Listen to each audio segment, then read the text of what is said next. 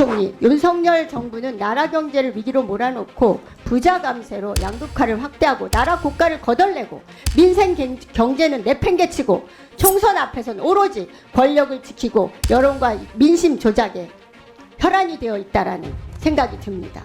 윤석열 대통령은 국민의힘 열세 지역이나 승부처로 꼽히는 12곳에서 민생 토론회를 빙자해서 나흘에 한 번꼴로 직접 나서서 선심성 정책을 남발하는 행사를 하고 있습니다. 잘 아실 겁니다. 특히 최상목 부총리는 기재부 후배 공무원들을 선거 중립과 공정 의무를 위반시키고 윤석열 대통령 선거법 위반 사건의 공범처럼 보입니다. 법률안 상정과 관련된 대체 토론에 좀 집중 주시면 감사합니다. 아닙니다. 이거 마무리 부탁드립니다.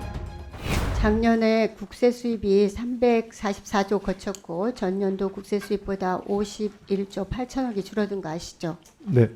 세목별 세수 펑크는 법인세 마이너스 23.4%, 양도소득세 마이너스 40.9%, 종부세 마이너스 19.5% 등 세수 감세의 대부분이 부자 감세 영향이었습니다. 헌정사상 국세 수입이 10조 이상 줄어든 적이 없었고 역사 이래 유례가 없는 최대 감소 수준인 것도 아시죠? 네. 윤석열 정부가 얼마나 재정을 파탄내고 있는지를 여실히 보여주는 지표인데요. 나라가 망할 때나 나타나는 지표들이 너무나 많습니다.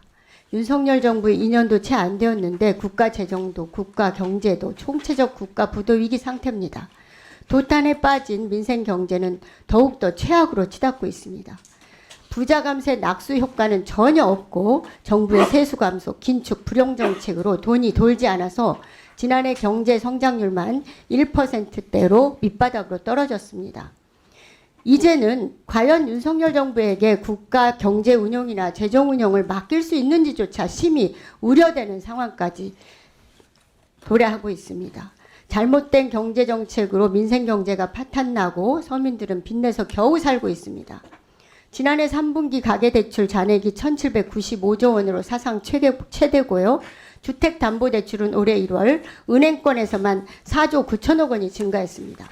세 곳 이상에서 대출을 끌어다 쓴 다중채무자가 450만 명으로 역대 최대 수준이고 279만 명은 소득 대부분을 빚 갚는 데 쓰고 있으며 한 달에 10,000명 이상이 빚을 못 갚아서 개인 회생을 신청하고 있는 부채 지옥 나라가 되어버렸습니다. 여기에다 물가는 지난 6개월간 3%가 넘는 상승률이 계속되고 있고 가계 가처분 소득은 외환위기 이후 처음으로 줄어들어서 내수 경기가 마비되고 작년 민간 소비 증가율 2.8%로 코로나 기간을 제외하면 2013년 이후에 최대치에 환율도 불안정합니다. 소상공인과 자영업자도 극한 상황에 처해 있습니다. 지난해 소상공인 폐업에 따른 노란우산 공제금은 역대 처음으로 1조 원을 넘어섰고 빚을 갚지 못해서 지역신용보증재단이 대신 갚아준 대의 변제액도 전년 대비 253.2%나 폭증해서 1조 5,521억 원이나 됩니다. 법인 파산도 전년 대비 60.1%가 늘어났습니다. 여기에 부동산 PF 등 부동산 대출은 작년 말에 385조 원이 넘어섰습니다. 한 달 이상 연체하고 있는 돈이 7조 원에 이르는 등 위험이 점점 가중되고 있습니다. 총선 후에 부동산 시장 붕괴가 본격적으로 시작될 것이라는 전망에 대해서 어떻게 판단하는지 답변 바라고요. 서민들의 절체절명에 위기하는 대조적으로 극소수 부자 재벌들의 부는 더 늘어나고 있습니다. 소득 상위 20%의 연소득은 평균 1억 1천만 원인데 하위 20%의 연평균 소득 429만 원에 무려 25.6%입니다.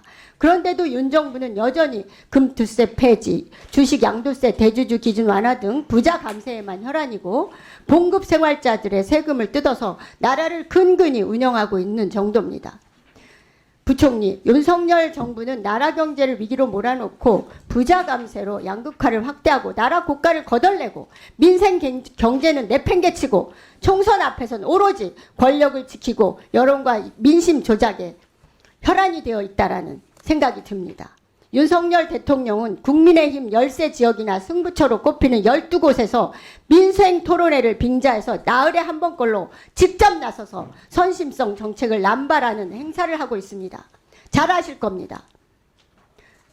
경기도에서도, 수원에서도, 의정부에서도, 부산에서도, 대전에서도 또 카이스트 이공계 학생들에게 돈을 지급하겠다라고 약속하고 민생 토론회는커녕 공약 발표회처럼 보입니다.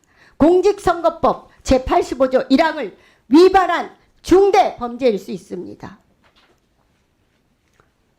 기재부하고 의논했나요?